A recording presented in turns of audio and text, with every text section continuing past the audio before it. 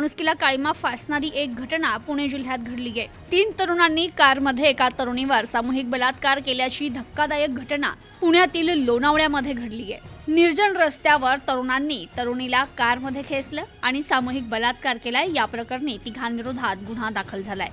तर या प्रकरणात पोलिसांनी एका आरोपीला तात्काळ अटक केली असून दोघांचा शोध घेतला जातोय।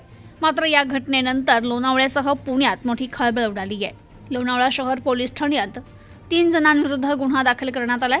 लोणावळ्यातील नांगरगाव येथील दत्त मंदिर दत्त सोसायटी शेजारील एका निर्जन रस्त्यावर एक तरुणी संशयास्पद रस्त्याच्या कडेला पडलेली दिसली।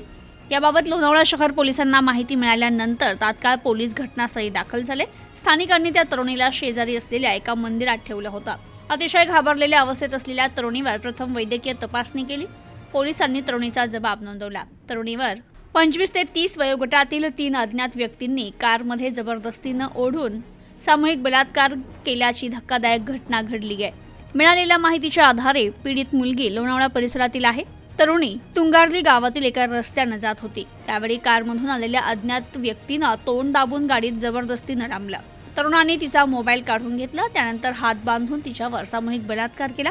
या प्रकरणी लोणावळा शहर पोलीस स्टेशनला गुन्हा दाखल करण्यात आला असून एका तरुणाला बेड्या ठोकल्यात। लोणावळा शहर पोलीस या प्रकरणाचा अधिक तपास करतायत। Bureau report, news today 24, Lonavala, Pune.